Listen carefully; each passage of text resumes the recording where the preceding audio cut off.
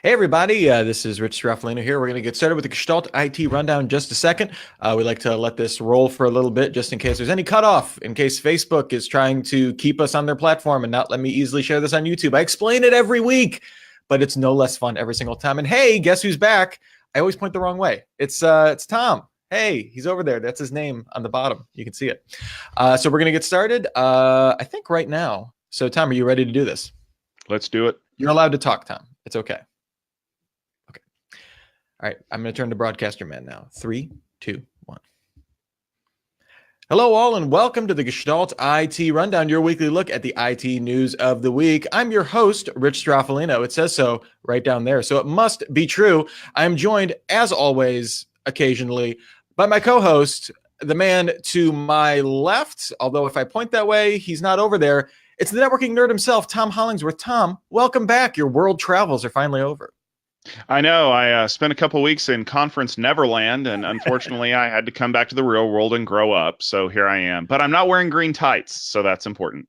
That is very important. So we're going to get started right now. A breaking story, and one of the weirder stories of new Microsoft in all of the weirdness is not only can you now get Ubuntu within the Windows App Store, but at their build conference, Microsoft showed off Ubuntu is now available in the Windows Store for Windows 10 on ARM. That's right, those new emerging devices that run Windows natively on ARM, you can now run Ubuntu on there as well, providing you access to the Linux subsystem for all of you low-power users out there.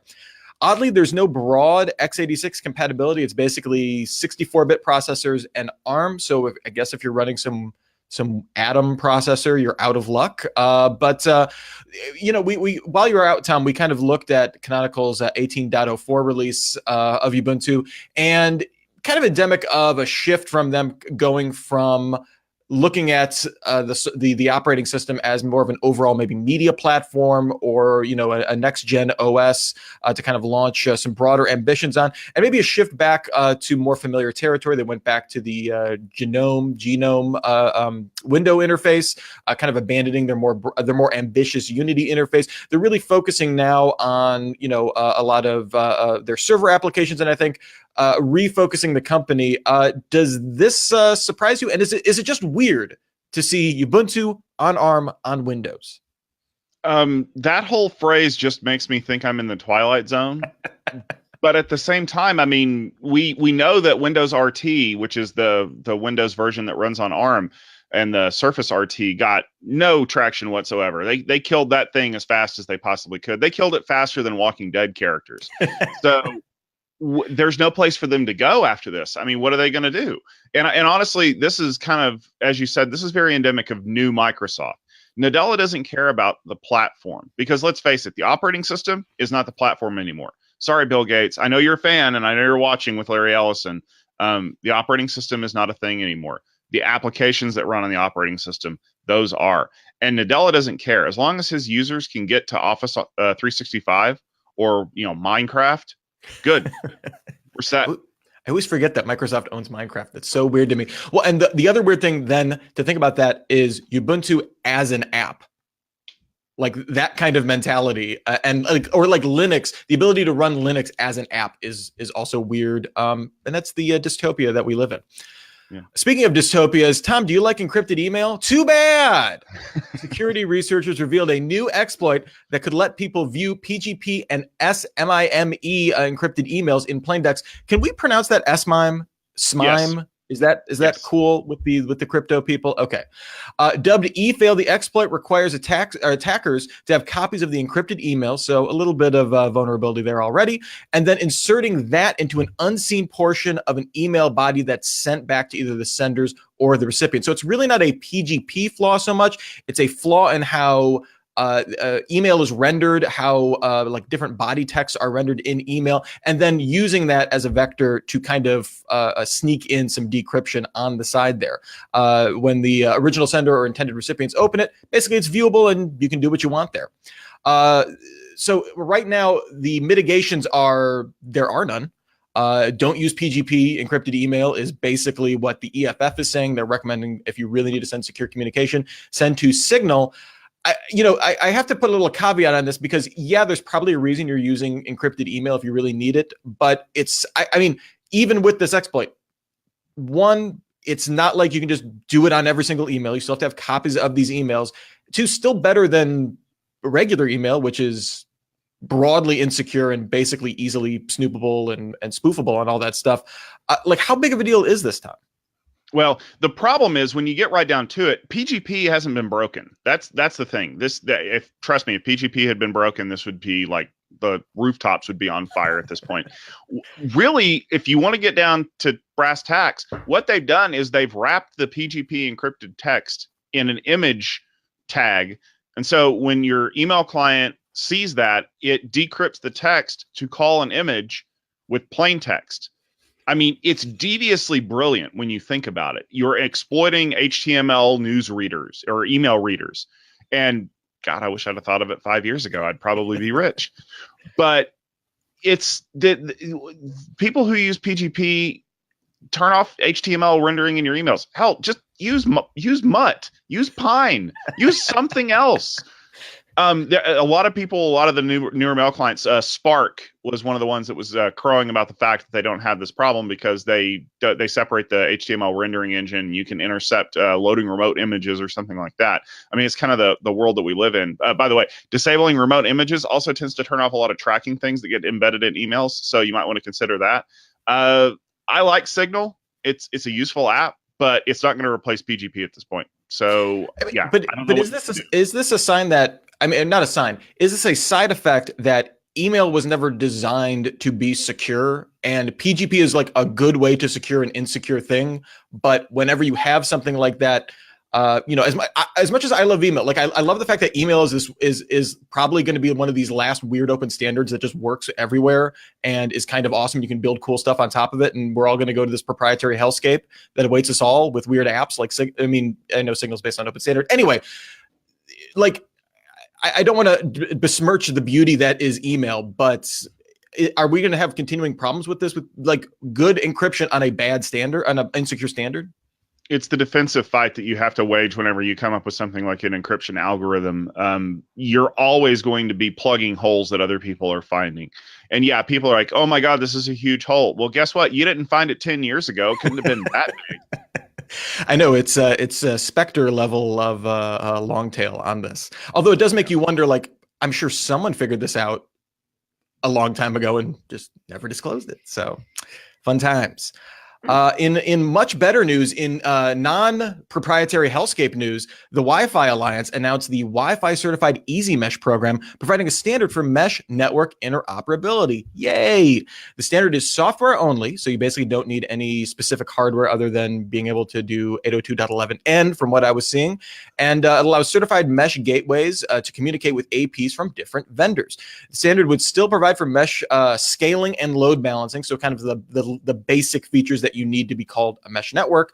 But the Wi-Fi Alliance says there's still enough room for individual vendors to differentiate on features. I'm sure all sorts of, not compliance, but if you want to do something that's more family friendly so you can lock it down, or, you wanted to do something that's, I don't know, more media centric or that kind of stuff. There's a lot of room for innovation on there. But, Tom, that's kind of it's not necessarily what's held me back from mesh networking, but you kind of have to buy into a system, and hopefully down the road, once the standard sees adoption, it'll be a little more competitive. The open mesh standard should really be titled "Keeping Google Out of Rich People's Houses." I mean, Google Wi-Fi, that's one of their selling points. The setup that they had was that it just meshes with itself. I was running a Meraki mesh in my house forever until I realized the throughput on a mesh network and cable's cheap. But realistically speaking, this is kind of one of those no-brainer things. I don't necessarily know that it will ever really go very far. I don't see this scaling past a couple of residences or a small business. There's no way you could do this at like a stadium or someplace like that. And remember that you still have to power the AP somehow. So you're still going to have some cable infrastructure there, whether it be PoE or a power jack. But, this might make sense for like random coverage on a rooftop somewhere or something like that. It's great in theory, but again, AP vendors don't sell APs because they work and play nicely with everybody else. They differentiate on that 5 or 10% that's not reference silicon. And if you don't pay your license, it's still a brick. So there's always that. In more depressing news, I thought we'd have some nice news, or so at least some semi-positive, standardy news, and then just go straight to hell. IPO slowdown is what my chevron says, and I'm going to read the rest of what I wrote. The Wall Street Journal reports that the venture firm New Enterprise Associates, which has billions and billions of dollars, plans to spin off roughly $1 billion in stakes of 20 startups in response to the slowing IPO market. The sale would be to a new independent company NEA would create, which would then continue investing in the startups as needed, basically give them more seed rounds and different rounds as needed. NEA manages over 300 active investments, so this isn't exactly, all of our startup investments are terrible and we're spinning these off to kind of firewall ourselves. But it is interesting to see a very large firm like that taking pretty drastic action, especially if this is going to be managed as an independent entity. Theoretically, if you were an investor in NEA, that's the reason you get into something like that is so you can have that huge venture growth when one of these pays off, and you're kind of saying that's probably not going to happen, so we're going to spin this off because it's way riskier than we thought. Tom, is this a concern? I mean, we're going to have another story coming up right after this that I think is a side effect of this slowing IPO market. But, what does this mean for enterprise investment at large? Well, allow me to quote from Goodfellas, I want my effing money. That's basically what this is. We were having this conversation last week when I was at the Open Network User Group meeting. The problem with unicorns that have billion-dollar valuations and no roadmap to ever go public or get acquired at all is when you pull that slot machine handle, which is basically all this is for venture capital people, those wheels are just sitting there turning, and you want them to stop. You either want to take your loss so you can take the tax hit, or you want your money so you can go invest it in somebody else that's going to be a $2 billion unicorn, or, hope that you're Uber.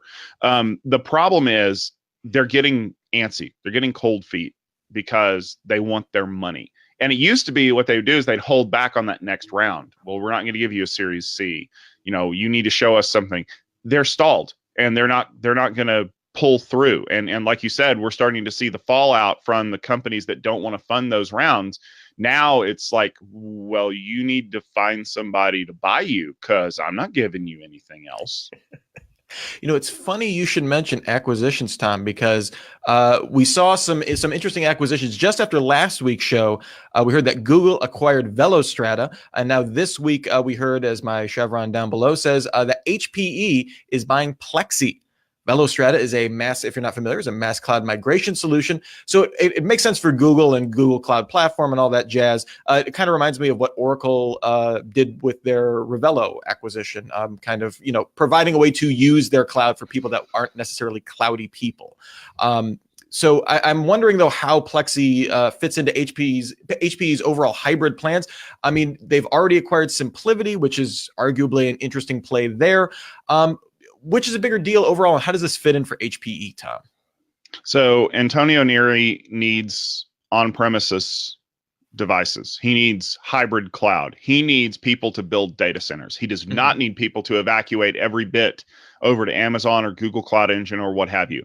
So he has to start buying into hyper-converged. And that's really who's making the money right now. If you look at the fact that Nutanix just threw a huge party down in New Orleans at their user conference, that should tell you where the investment's going. So HPE needs to buy this big time. They bought Nimble, so now they have a storage stack. They bought SimpliVity, they have a way to tie HCI together.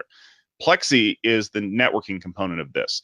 And I've talked to a lot of the folks at Plexxi. I've been friends with them for a long time. And they basically said that they started seeing traction when they started going into deals with hyper-converged vendors, being the networking layer that allows that whole system to run as an overlay on top of standard networking gear. Because when you bring in Cisco, guess what they're going to do? They're going to try to sell UCS. And those people really don't like being displaced by UCS. So what you're getting instead is a software stack that does, well, let's just call it intent-based networking, because that's what it was. Except they called it affinities. And if you look at techfieldday.com and you look on the link for Plexxi, they were doing affinity stuff 5 years ago. Like, it was crazy then, but it paid off now. This was really tight, though. Like, I got a briefing on the announcement last Friday. I didn't hear anything about HPE. So this is big time for them. And I've already been talking with some people in the industry. Plexxi will not be offered as a standalone product anymore. It will be integrated into HPE's HCI solutions going forward, which is really interesting because HPE's data center networking division is basically Arista Networks. That's all they have. And so Arista has some products that would compete against Plexxi at a certain level.